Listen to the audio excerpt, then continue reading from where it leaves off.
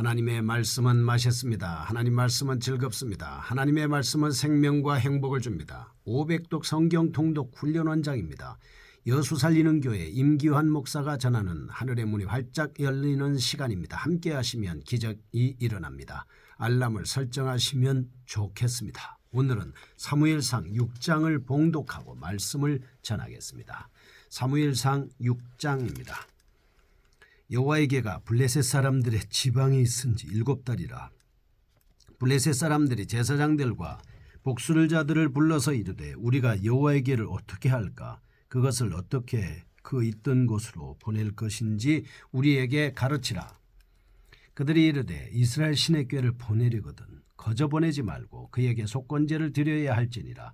그리하면 병도 낫고 그의 손을 너희에게서 옮기지 아니하는 이유도 알리라 하니 그들이 이르되 무엇으로 그에게 드릴 속건제를 삼을까 하니 이르되 블레셋 사람의 방백의 수요대로 금독종 5과 금지 5마리라야 하리니 너희와 너희 통치자에게 내린 재앙이 같음이니라. 그러므로 너희는 너희의 독한 종기의 형상과 땅을 해롭게 하는 쥐의 형상을 만들어 이스라엘 신께 영광을 돌리라. 그가 혹 그의 손을 너희와 너희의 신들과 너희 땅에서 가볍게 하실까 하노라. 애굽인과 바로가 그들의 마음을 완악하게 한 것 같이 어찌하여 너희가 너희의 마음을 완악하게 하겠느냐. 그가 그들 중에서 재앙을 내린 후에 그들이 백성을 가게 함으로 백성이 떠나지 아니하였느냐. 그러므로 새 수레를 하나 만들고 멍에를 메어보지 아니한 젖나는 소 2마리를 끌어다가 소의 수레를 메우고 그 송아지들은 떼어 집으로 돌려보내고 여호와의 궤를 가져다가 수레에 싣고 속건제로 드릴 금으로 만든 물건들은 상자에 담아 궤 곁에 두고 그것을 보내어 가게 하고 보고 있다가 만일 궤가 그 본 지역길로 올라가서 벳세메스로 가면 이 큰 재앙은 그가 우리에게 내린 것이요 그렇지 아니하면 우리를 친 것이 그의 손이 아니오 우연히 당한 것인 줄 알리라 하니라. 그 사람들이 그같이 하여 젖나는 소 2를 끌어다가 수레를 메우고 송아지들은 집에 가두고 여호와의 궤와 및 금지와 그들의 독종의 형상을 담은 상자를 수레 위에 실으니 암소가 벳세메스 길로 바로 행하여 대로로 가며 갈 때에 울고 좌우로 치우치지 아니하였고 블레셋 방백들은 벳세메스 경계선까지 따라가니라. 벳세메스 사람들이 골짜기에서 밀을 베다가 눈을 들어 궤를 보고 그 본 것을 기뻐하더니 수레가 벳세메스 사람 여호수아의 밭 큰 돌 있는 곳에 이르러선지라. 무리가 수레의 나무를 패고 그 암소들을 번제물로 여호와께 드리고 레위인은 여호와의 궤와 그 궤와 함께 있는 금 보물을 담긴 상자를 내려다가 큰 돌 위에 두매 그날에 벳세메스 사람들이 여호와께 번제와 다른 제사를 드리니라. 블레셋 5 방백이 이것을 보고 그날에 에그론으로 돌아갔더라. 블레셋 사람이 여호와께 속건제물로 드린 금독종은 이러하니라. 아스돗을 위하여 하나요, 가사를 위하여 하나요, 아스굴론을 위하여 하나요, 가드를 위하여 하나요, 에그론을 위하여 하나이며 드린 바 금지들은 견고한 성읍에서부터 시골의 마을에까지 그리고 사람들이 여호와의 궤를 큰 돌에 이르기까지 5 방백들에게 속한 블레셋 사람들의 모든 성읍들의 수대로였더라.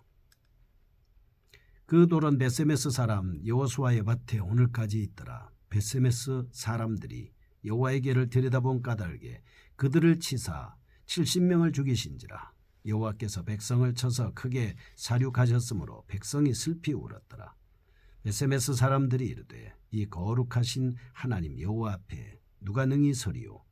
그를 우리에게서 누구에게로 올라가시게 할까 하고 전령들을 기럇 여아림 주민에게 보내어 이르되 블레셋 사람들이 여호와의 궤를 도로 가져왔으니 너희는 내려와서 그것을 너희에게로 옮겨가라. 아멘. 사무엘상 6장입니다. 5장에서는 언약궤로 인해서 블레셋 사람들이 하나님의 심판을 받았던 말씀을 우리가 읽어보았습니다. 6장에서는 심판을 받았던 블레셋 사람들이 언약궤를 어쩔 수 없이 다시 이스라엘로 돌려보낸 사실을 말씀하고 있습니다. 6장 1절에서 9절은 우선 블레셋 지도자들이 언약궤로 인하여 자신들에게 재앙이 임한 것을 보고 그 언약궤를 안전하게 이스라엘로 다시 돌려보낼 방책을 강구하고 있는 모습을 볼 수 있습니다. 10절에서 18절입니다. 블레셋의 술사들이 제안한 방법대로 언약궤가 수레에 실려 안전하게 이스라엘로 돌아오게 된 사실을 다루고 있습니다. 19절에서 21절 언약궤를 돌려받은 이스라엘의 벳세메스 사람들이 언약궤를 잘못 다룸으로 신적인 징계를 받는 장면이 나오고 있습니다. 6장은 이 같은 사실을 언급하면서 블레셋 사람들이 하나님 앞에 완전히 항복했습니다. 그렇게 해서 하나님의 영광이 다시 드러나게 되었다라고 하는 것을 강조하고 있습니다. 앞서 이방민족인 블레셋에게 하나님의 언약궤를 빼앗겼던 4장 11절과 19절 말씀에서 이스라엘 백성에게 있어서는 대단히 불행스러운 일이었습니다. 또한 수치스러운 일이었습니다. 그러나 하나님께서는 더 이상 하나님의 백성을 수치 가운데 두지 않으셨습니다. 하나님께서는 언약궤를 오직 하나님의 능력으로 하나님의 백성에게 돌아오도록 하셨습니다. 그들에 대한 하나님의 긍휼하심이 얼마나 큰지를 보여주고 있는 대목입니다. 블레셋 사람들이 언약궤를 이스라엘로 보내기 위해서 사용한 방법을 보겠습니다. 결코 성경적인 것이 아니었습니다. 그럼에도 불구하고 하나님께서는 그들이 이스라엘의 민수기 14장 4장 15절에 말하고 있는 율법에 무지하다는 점을 들어서 그것을 용인하셨습니다. 하나님의 언약궤가 이스라엘로 돌아오게 하셨다라고 하는 이 사실은 첫째, 하나님께서는 뜻을 실행함에 있어서 인간의 공로를 필요로 하지 않습니다. 두 번째입니다. 하나님께서는 일시적인 실패는 있어도 영원한 멸망은 존재하지 않는다. 이 사실은 우리가 분명히 기억해야 됩니다. 짧은 시간 실패할 수는 있고 짧은 시간 우리가 고난을 당할 수 있습니다. 그러나 그것이 오래가지는 않습니다. 첫 번째 보겠습니다. 1절에서 9절입니다. 법궤 반환을 블레셋 사람들이 의논하고 있습니다.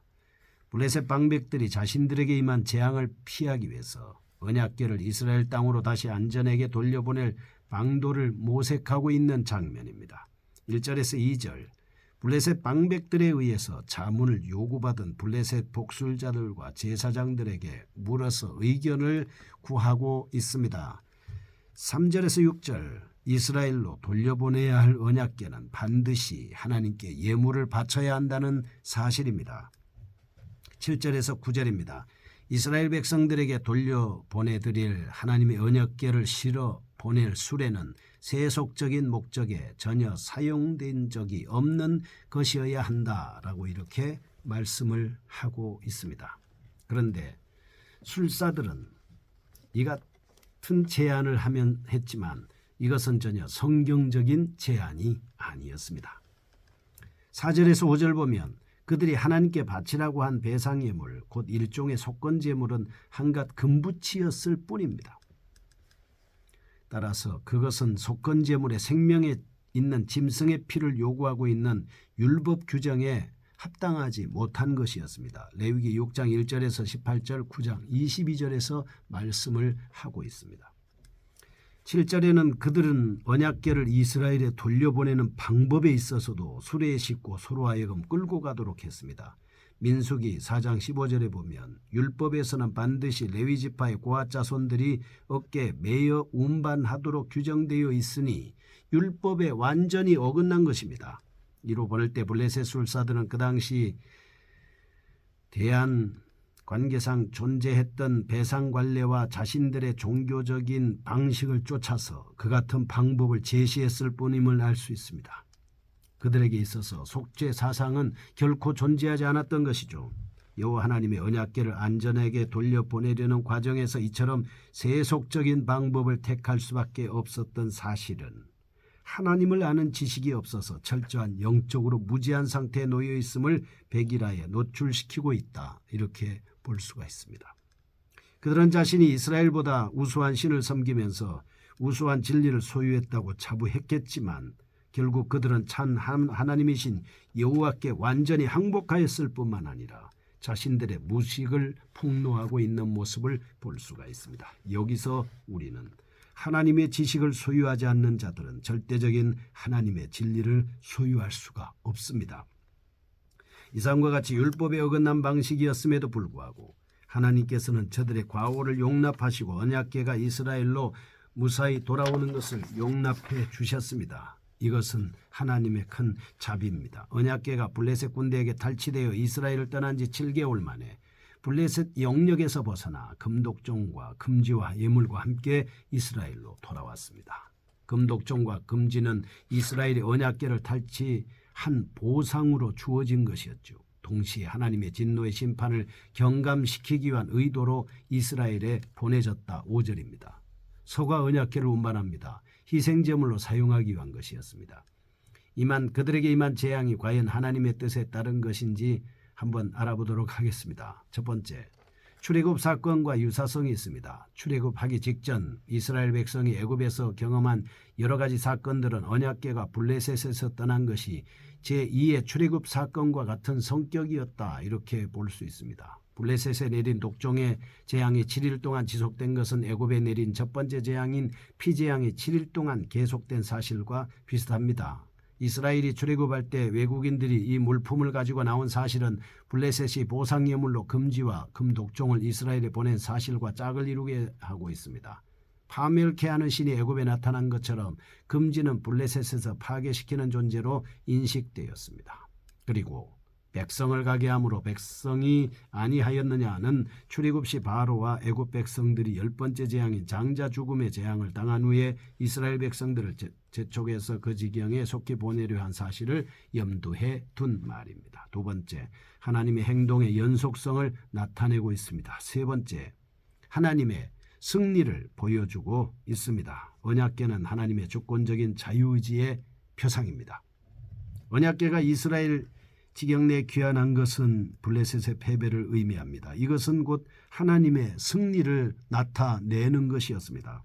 블레셋 사람들이 그들의 임한 재앙이 하나님의 권능의 손에 기인한 것인지 아닌지 알아보려고 시험했을 때 여호와의 언약궤는 메세메스로 곧장 갔습니다. 그것이 하나님의 통제에 있음을 분명히 보여주고 있습니다. 두 번째입니다. 10절에서 18절 이스라엘로 언약궤가 돌아왔습니다.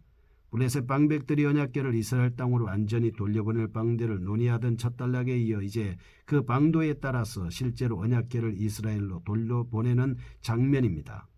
10절에서 12절, 14절에는 블레셋 사람들이 언약궤를 수레에 실어 보내는 장면, 13절에서 18절 이스라엘 사람들이 수레에 실린 언약궤를 맞아들이는 장면입니다. 이런 본문은 블레셋 사람들이 그때까지도 재앙이 어떤 원인에 의해서 내려졌는지에 대해서 확신이 없었기 때문이었습니다. 그래서 언약궤를 다시 돌려보내는 일을 통해서 재앙의 실제 원인을 알아보려는 기회로 삼고 있었음을 보여주고 있습니다. 그들은 블레셋 전역에 발하였던 독종이 과연 하나님으로부터 임한 재앙인지 아니면 우연히 발생한 질병인지 확신치 못하고 이번 기회에 이를 확실히 알아보려고 한 것입니다. 10절에서 12절입니다. 이 같은 블레셋 사람들의 사악한 속셈을 아시는 하나님께서 그럼에도 불구하고 재앙의 직접적인 원인이 하나님이심을 그들로 하여금 확신할 수 있게 하셨습니다. 어미소와 송아지를 따로 떼어놓을 경우에 모성적인 본능에 의해서 어미소가 송아지를 향해서 발걸음을 옮기는 것이 당연한데 하나님께서는 언약궤를 운반하는 어미소로 하여금 좌우로 치우치지 아니하고 곧바로 벳세메스로 향해서 올라가게 하셨습니다. 1절과 12절 보면 이렇게 해서 하나님의 언약궤는 블레셋에 탈취당한 지 곧 7개월 만에 하나님의 주권적인 역사로 인해서 이스라엘 땅으로 되돌아왔습니다. 블레셋에 임하였던 재앙은 하나님께로 말미암은 것이었음을 블레셋인들로 하여금 분명히 깨닫게 해 주셨습니다. 결국 이 모든 사건은 하나님께서 영적으로 이스라엘을 영원히 저버리지 않습니다.